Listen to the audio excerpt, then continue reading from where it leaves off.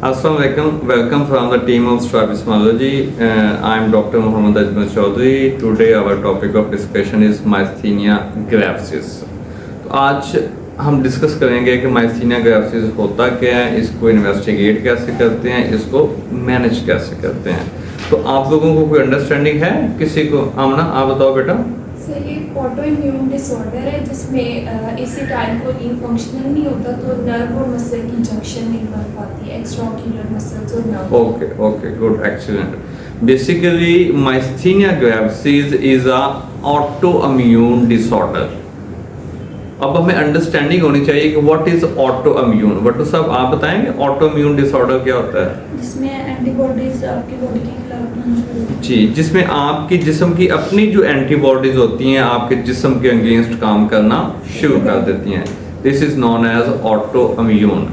तो basically myasthenia gravis is a autoimmune disorder in which there is depletion of acetylcholine neurotransmitter in the motor end plate। That means कि जहाँ पे nerve और muscle का junction होता है तो उस जंक्शन पे जो एसिटाइलकोलिन है वो क्या होना शुरू हो जाता है? Deplete. What is acetylcholine? Acetylcholine is basically a neurotransmitter. तो जब एसिटाइलकोलिन की वहाँ तादाद कम होना शुरू हो जाती है, एसिटाइलकोलिन डिप्लीट होना शुरू हो जाता है। डिप्लीट क्यों होना शुरू हो जाता है? क्योंकि जिस्म की अपनी एंटीबॉडीज ही एसिटाइलकोलिन को खाना शुरू कर देती हैं, उसको वहां से खत्म करना शुरू कर देती हैं। तो क्या हो जाती है कि जो नर्व कंडक्शन है वो क्या हो जाएगी? कम हो जाएगी। ओवरऑल आपका जो मसल का वर्क है वो क्या हो जाएगा? स्लो हो जाएगा। This is known as autoimmune disorder. आम जबान में सपोज ओपीडी में आपके पास काम करने वाले 5 डॉक्टर्स हैं, ठीक है, वो 100 पेशेंट्स देखते हैं। अब किसी दिन 3 डॉक्टर छुट्टी पे हो जाते हैं, पीछे 2 डॉक्टर्स हैं, तो क्या हो जाएगा? काम स्लो हो जाएगा, रश बढ़ जाएगा।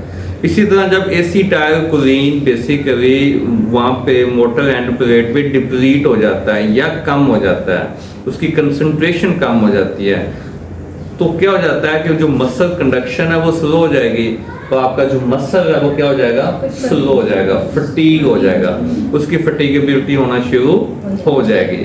तो myasthenia gravis की बेसिकली 2 तरह की इन्वॉल्वमेंट होती है। ये ऑकुलर भी होता है और जर्नलाइज्ड भी होता है। तो मैंने कुछ 1-2 पेशेंट्स देखे हैं जो जर्नलाइज्ड होते हैं और कुछ ऐसे भी मैंने देखे हैं कि जो आई के होते हैं।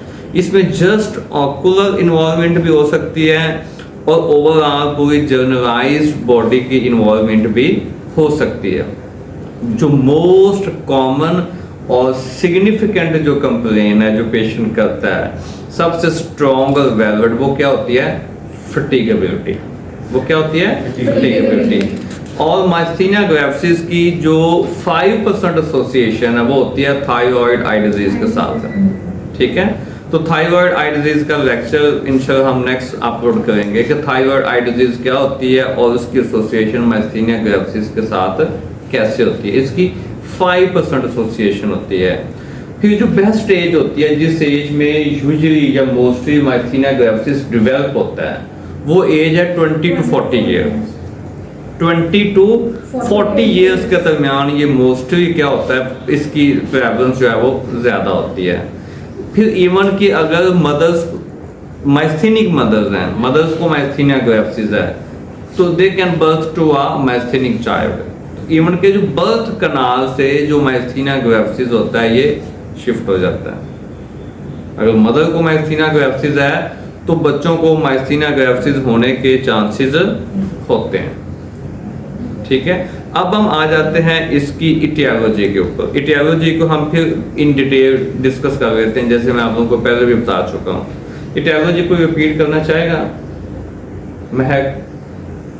सर ये ऑटो इम्यून है तो जो बॉडी का अपना इम्यून सिस्टम है वो मतलब कि एसिटाइलकोलिन के लिए जो है वो एंटीबॉडीज बनाना शुरू कर देगा और एंटीबॉडीज जो है वो एसिटाइलकोलिन को कम कर देंगे, मतलब एसिटाइलकोलिन डिप्लीट हो जाएगा तो मतलब कि मसल्स के कंडक्शन कम हो जाएगी, उसकी फटीगेबिलिटी होना शुरू हो जाएगी। अगेन मैं इसके की पॉइंट्स जो अभी तक हमने पढ़े हैं वो रिपीट कर देता हूँ कि myasthenia gravis is a autoimmune disorder. Acetylcholine की डिप्लीशन हो जाती है। 5% इसकी एसोसिएशन होती है थायराइड आई डिजीज के साथ। Myasthenic mothers can give birth to a myasthenic child. The most prevalent age is 20 to 40 years of age.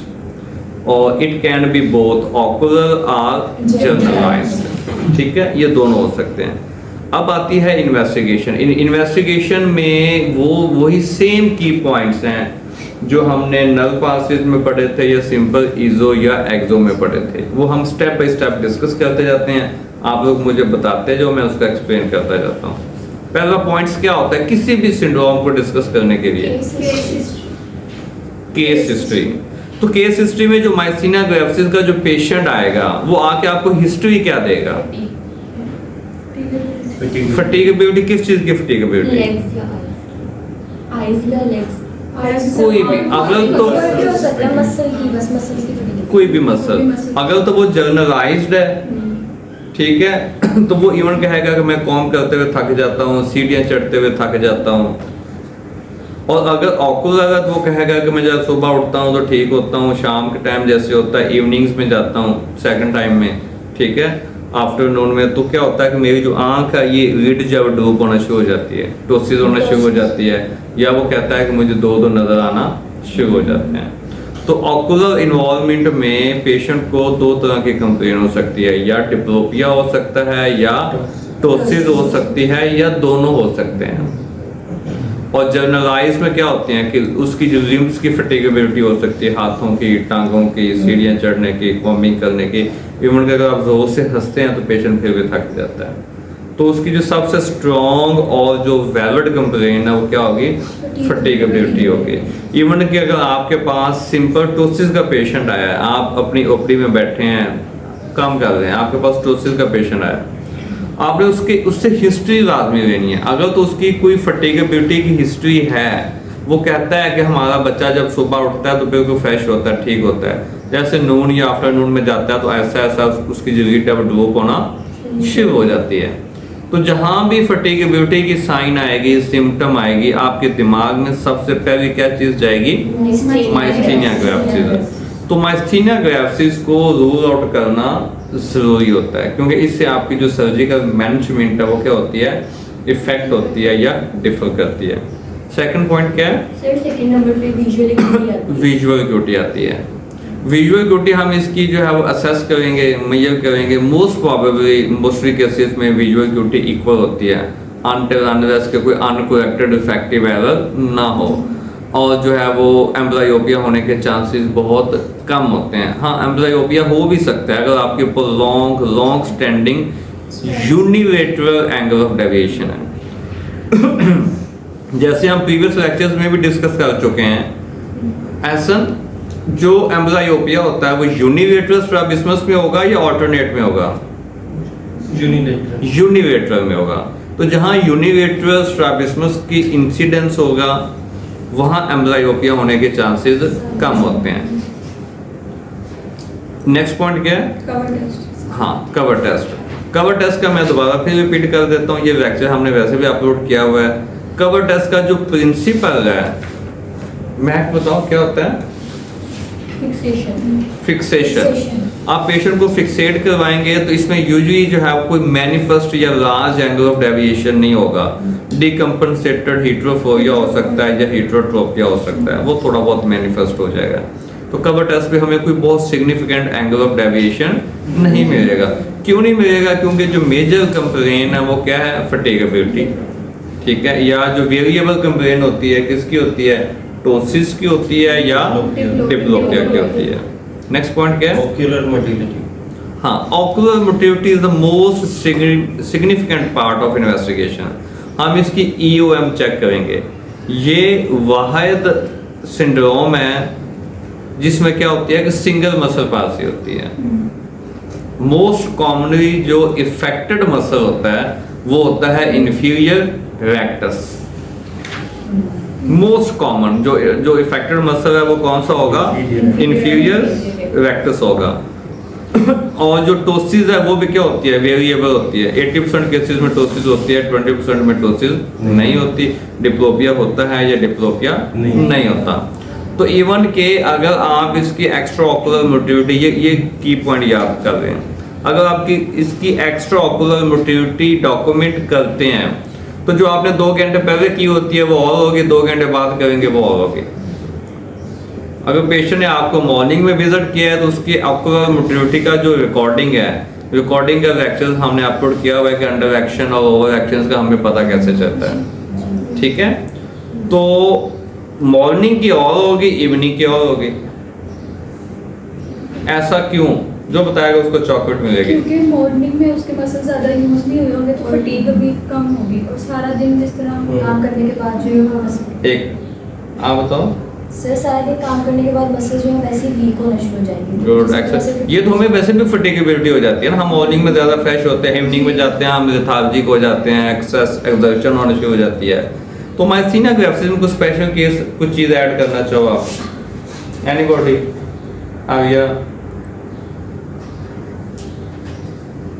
लगता है आप लोग चॉकलेट नहीं खाना चाहते हैं। निकम्मे बच्चों, एसिटाइलकोलिन डिप्लीट होता है मॉर्निंग में। जो जंक्शन होता है उस पे एसिटाइलकोलिन की कंसंट्रेशन पूरी होती है। जब बंदा या बंदी उठेगी, वो अपना काम करना शुरू करेंगे, तो आहिस्ता आहिस्ता जो उसके ऑटोइम्यून डिसऑर्डर है, जो उसकी एंटीबॉडीज हैं, वो एसिटाइलकोलिन को डिप्लीट करना शुरू कर देंगे। जब वहां से वो डिप्लीट होना शुरू हो जाएगा तो फटीगेबिलिटी होना शुरू हो जाएगी, उसकी वॉकिंग क्या हो जाएगी? डिस्टर्ब हो जाएगी। You people miss the chance. एक मोस्ट कॉमनली इफेक्टेड मसल कौन सा होता है? इंफीरियर रेक्टस होता है। और सेकंड माइस्थीनिया ग्रेविस, रट्टा मार रहे हैं इस चीज को। Myasthenia gravis can mimic the action of INO। INO stand for internuclear ophthalmoplegia. Excellent question साहब। इंटरन्यूक्लियर ऑप्थेल्मोप्लाजिया मतलब कि आप जब टोसिस होती है, वेरिएबल रिस्पॉन्स होता है, तो ये दोनों आपस में मर्ज अप हो जाते हैं। तो फिर आपने इसको रूल आउट करना होता है कि इंटरन्यूक्लियर ऑप्थेल्मोप्लाजिया है या ये सिंपल टोसिस है। और इसके अलावा इसमें कोगन लिड ट्विच भी हो सकती है, लिड रिट्रैक्शन भी हो सकती है, और मल्टीपल और फैक्टर्स हो सकते हैं। इसमें जो सबसे बेस्ट टेस्ट होता है वो होता है सिम्पसन टेस्ट, या जिसे हम क्या कहते हैं, नेक्स्ट टेस्ट जो हम इसमें परफॉर्म करेंगे इन्वेस्टिगेशन में, वो क्या होगा? सिम्पसन टेस्ट या सिम्पसन फटीगेबिलिटी टेस्ट। उसमें क्या होता है कि हमने पेशेंट को दिखाना होता है, ये दे दो पेशेंट को हम जैसे ये टारगेट ही हम पेशेंट को दिखा देते हैं, ये टारगेट है, ठीक है। ये हम पेशेंट को दिखाएंगे एलिवेशन पे, यहाँ पे, और जब टाइम नोट करेंगे हमने अप गेज पे पेशेंट को दिखाना है। पेशेंट जैसे मैं ही पेशेंट, मुझे बना लो, मैं ऊपर देख रहा हूँ, तो आपने ये नोट करना है कि पेशेंट ने अप गेज पे अपनी जो फिक्सेशन है वो 60 सेकंड्स तक होल्ड की है या नहीं की है। Maximum 45 to 60 second, different books में डिफरेंट लिखा हुआ है। अगर वो 45 to 60 सेकंड तक फिक्सेशन होल्ड करता है तो दैट मीन्स के पेशेंट को किसी किस्म की कोई फटीगेबिलिटी नहीं है। अगर वो अपनी फिक्सेशन होल्ड नहीं करता, 10 सेकंड या 15 सेकंड के बाद उसकी जो आईलिड है वो ड्रूप हो जाती है, ठीक है। ये 20 सेकंड के बाद क्या हो जाती है? ड्रूप हो जाती है। तो this is a sign of fatigability. तो आपके दिमाग में क्या आ जाएगा? माइस्थीनिया ग्रेविस आ जाएगा। सेकंड क्या है? नेक्स्ट क्या है पॉइंट? कोगन्स lid Twitch. अब कोगन्स लिड ट्विच क्या होती है, मैं इसको थोड़ा सा ओवरव्यू दे देता हूँ। कोगन्स लिड ट्विच में ये होता है कि जब आप पेशेंट को डिप्रेस्ड पोजीशन, ये यहाँ पे फोकस कीजिएगा नीचे, ये जब आप पेशेंट को डिप्रेस्ड पोजीशन से प्राइमरी पोजीशन पे दिखाते हैं, यूं, ये आपका टारगेट है। पेशेंट को ये नीचे देख रहा हूँ। जब आप डिप्रेस्ड पोजीशन से प्राइमरी पोजीशन पे आएंगे तो आपकी जो आईलिड है, अपर आईलिड, वो क्या करेगी? रिट्रैक्ट करेगी, उसमें जर्की मूवमेंट होगी। This is known as Cogan's lid twitch. Next Hess chart. अब जो हेस चार्ट होता है वो बेसिकली होता है ऑकुलर मोटिलिटी को डॉक्यूमेंट करने के लिए या रिकॉर्ड करने के लिए, ठीक है। इसमें हम क्या देखेंगे? मसल्स के ओवर एक्शंस और अंडर एक्शंस को रिकॉर्ड करेंगे ताकि हम विजिट टू विजिट क्या कर सकें? कंपेयर कर सकें। और हेल्थ चार्ट में क्या होता है, बेसिकली हम पेशेंट को सॉरी 50 सेंटीमीटर के डिस्टेंस पे बिठाते हैं, उसको रेड ग्रीन गॉगल्स पहनाएंगे और उसकी जो रिकॉर्डिंग होती है वो हम सारी क्या करते हैं, मेजर करते हैं या असेस करते हैं।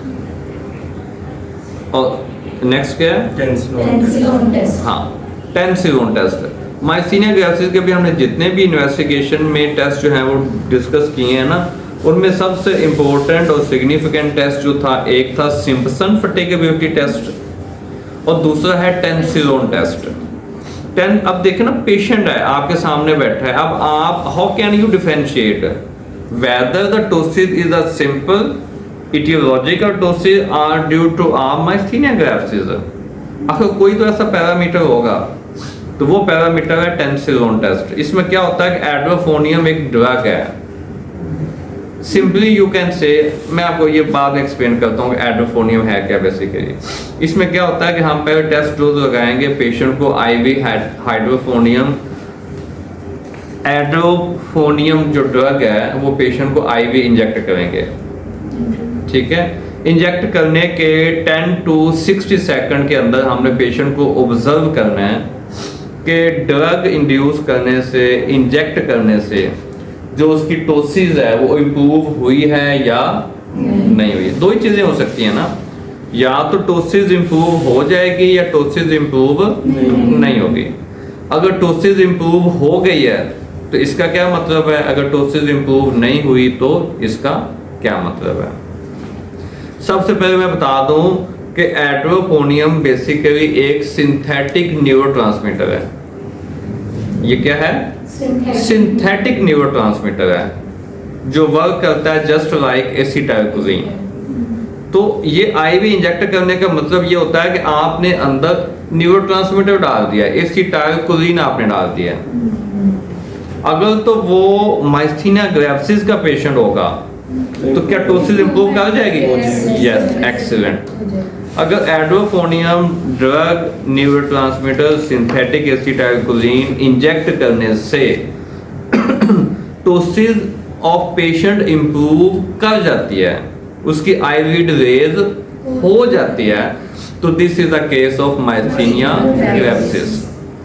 अगर ड्रग इंजेक्ट करने से किसी किस्म का कोई इफेक्ट नहीं होता तो this is a simple case of ptosis. इसका माइस्थीनिया ग्रेविस के साथ किसी किस्म का कोई लेना देना नहीं है।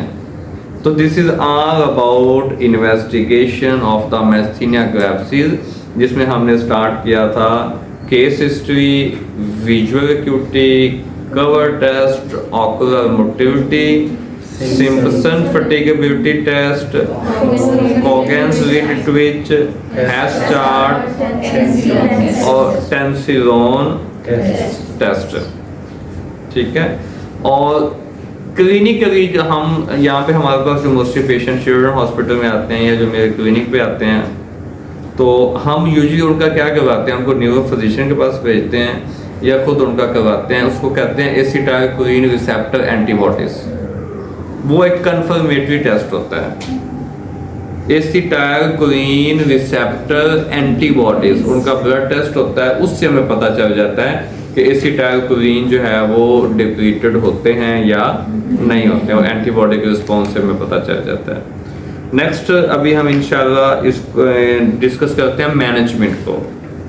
तो पहले हमने डिस्कस किया कि माइस्थीनिया ग्रेविस होता क्या है, इसकी इटियोलॉजी क्या है, इसकी टाइप्स कितनी है, फिर उसकी इन्वेस्टिगेशन, उसको हम रूल आउट कैसे करेंगे। अब हमारे पास मैनेजमेंट इन्वेस्टिगेट हो गया है कि हमारे पास एक माइस्थीनिया ग्रेविस का पेशेंट है, डायग्नोज्ड पेशेंट है। अब हमने उसको मैनेज कैसे करना है, ठीक है। तो फ्यू सेकंड्स के बाद इंशाल्लाह हम इसकी मैनेजमेंट डिस्कस करते हैं। Now we discuss the management plan of the myasthenia gravis कि हम इसको मैनेज कैसे करेंगे। इसकी सबसे पहले आती है मेडिकल मैनेजमेंट। मेडिकल मैनेजमेंट में हम क्या देंगे, इम्यूनोसप्रेसेंट जैसे एजोथायोप्रिन होता है, साइक्लोस्पोरिन ए, कॉर्टिकोस्टेरॉइड और एंटीकोलिनेस्टेरेज ड्रग्स होती हैं। और आपने ये ख्याल रखना है, बल्कि ये कोशिश करनी है कि जो इम्यूनोसप्रेसेंट होते हैं वो बच्चों में प्रिस्क्राइब नहीं करने, उनके एडवर्स रिएक्शंस होते हैं। जैसे कि ये है ही क्या, ऑटोइम्यून डिसऑर्डर है, तो हमने उसके इम्यून सिस्टम को क्या करना है, सुप्रेस करना है। तो मोस्टली क्या देंगे, इम्यूनो सुप्रेसेंट देंगे, जैसे एजोथायोप्रिन है। या अगर ये थाइमोमा ग्रैंड की वजह से जो ऑटोइम्यून जो आपका सिस्टम है वो डेफिसिट हो रहा है, हम क्या करेंगे, थाइमेक्टमी कर देंगे, जो थाइमोमा है वो काट देंगे, निकाल देंगे। नेक्स्ट आते हैं प्रिजम्स।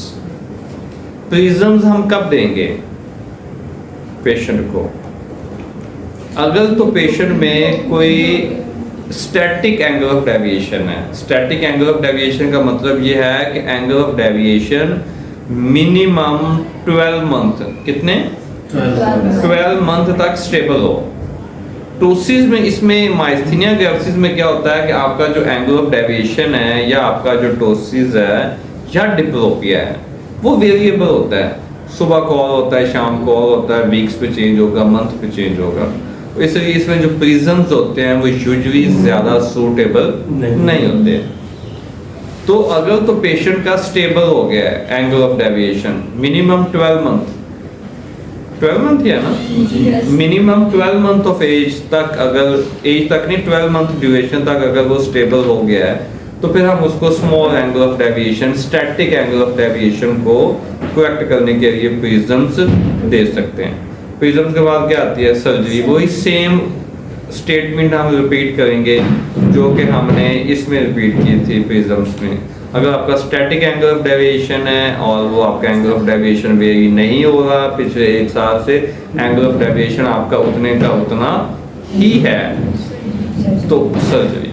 ठीक है, तो सर्जरी डिपेंड करता है कि आपने कौन से मसल की रिसेक्शन करनी है या कौन से मसल की रिसेक्शन करनी है। थोड़ा सा आपको हिंट दे देता हूँ, जो रिसेक्शन है वो एक स्ट्रेंथनिंग प्रोसीजर है जिसमें आपके एक्स्ट्राओकुलर मसल को हम क्या करते हैं, स्ट्रेंथ करते हैं, पावर देते हैं। और जो रिसेक्शन है वो क्या है, वीकनिंग प्रोसीजर है जिसमें हम एक्स्ट्राओकुलर मसल को क्या करेंगे, वीक करेंगे, उनकी स्ट्रेंथ को कम करेंगे। फिर इसमें ऑप्शन होती है बोचुलिनियम टॉक्सिन की, जिसे हम आम जबान में बोटॉक्स भी कहते हैं, जो आजकल लोग बहुत लगाते हैं फेस की फ्रेशनेस के लिए, जिससे आपकी स्किन टाइट हो जाती है। ठीक है, बोचुलिनियम टॉक्सिन में क्या होता है कि अगर आपका एंगल ऑफ डेविएशन कोई स्टेबल है तो आप बोटॉक्स लगा के टोसिस को या डिप्लोपिया को कवर कर सकते हैं। हत्ता कि हाँ, अगर आपकी सर्जरी कॉन्ट्रा इंडिकेटेड है, ठीक है, ये मुझे एनक मिल सकती है, अगर आपकी जो सर्जरी है वो कॉन्ट्रा इंडिकेटेड है और आप अभी टोसिस की सर्जरी नहीं कर सकते, लेकिन टोसिस की वजह से आप परेशान बहुत हैं, तो 2 ऑप्शन हो सकती हैं। या तो आप क्या करेंगे कि नीचे बैंड टेप होती है, टेपिंग करेंगे आईलेट की, टेप लगा के ऐसे ऊपर कर देंगे। ठीक है, या होते हैं टोसिस प्रॉप्स होते हैं, इस तरह की एनक होगी, एनक के फ्रेम के साथ ना एज एक हिंज बनी होती है। वो हिंज क्या करती है, यहाँ पे हिंज बनी होगी अपर रिम के ऊपर, वो हिंज क्या करेगी, वेट को ऊपर ऐसे वर्ट कर देगी, जिससे आपकी आंख क्या रहेगी, ओपन रहेगी। ठीक है, जिसे आप वीड रिट्रैक्टर भी कह सकते हैं। ये फ्रेम के अपर रिम के साथ होता है, वो क्या करता है, रिम को ऐसे ऊपर उठा देता है। नंबर इसका बहुत ज़्यादा है। या हम क्या कर सकते हैं कि उसको नीचे बैंड टेप दे सकते हैं। ठीक है, अगर आपका वो जो टोसिस है वो स्टेबल है, वो ज़्यादा वेरिएबल नहीं हो रहा, सेम है, तब उसकी सर्जरी भी चले जाए। बेशक उसकी आप टार्सल रिसेक्शन कर दें या पोस्ट सस्पेंशन कर दें, वो सर्जन की अपनी चॉइस होती है। वो डिपेंड करता है कि उसका MRD कितना है, एलिवेटर का फंक्शन कितना है। अगर आप टोसिस के बारे में पढ़ना चाहते हैं इन डिटेल, तो वो वीडियो हमने ऑलरेडी टोसिस असेसमेंट भी की अपलोड की हुई है, वो आप लोग देख सकते हो। This is all about the ptosis, sorry, myasthenia gravis management. मैं फिर दोबारा रिपीट कर देता हूँ, अपने क्लिनिकल एक्सपीरियंस में इसका जो बेस्ट वे ऑफ ट्रीटमेंट है वो यही इम्यूनोसप्रेसेंट ही है। जब तक आपका इम्यून सिस्टम ठीक नहीं होगा, आपकी अंडरलाइंग कॉज ठीक नहीं होगी, ठीक है, बाकी के जो मैनेजमेंट प्लान है वो इतने फ्रूटफुल नहीं होते। तो मोस्टली जो माइस्थीनिया ग्रेविस के जो पेशेंट्स होते हैं इनको ज़्यादा न्यूरो फिजिशियन देखते हैं। ठीक है, अगर ये आई का हमारे पास आता है तो हमने जस्ट उसको एवेलुएट करना है, उसको देखना है, उसकी टोसिस को और उसके डिप्लोपिया को, एंगल ऑफ डेविएशन उसका आपने रिकॉर्ड करते रहना है। हेल्थ चार्ट जैसे हमने डिस्कस किया था, हेल्थ चार्टिंग में आपने क्या करना होता है कि ऑक्यूलर मोटिलिटी को रिकॉर्ड करते रहना है, देखते रहना कि इम्प्रूवमेंट हो रही है या इम्प्रूवमेंट नहीं हो रही है। जो न्यूरो फिजिशियंस होते हैं वो हमारी फाइंडिंग्स पे चल रहे होते हैं, हमने बताना होता है कि अंडर एक्शन पहले कितना था अब कितना है, ओवर एक्शन पहले कितना था अब कितना है। ये विजिट टू विजिट जो है वो क्या करता रहेगा, ये वेरी करता रहेगा। कोई क्वेश्चन हो तो आप लोग कमेंट सेक्शन में पूछ सकते हैं। अल्लाह हाफिज़।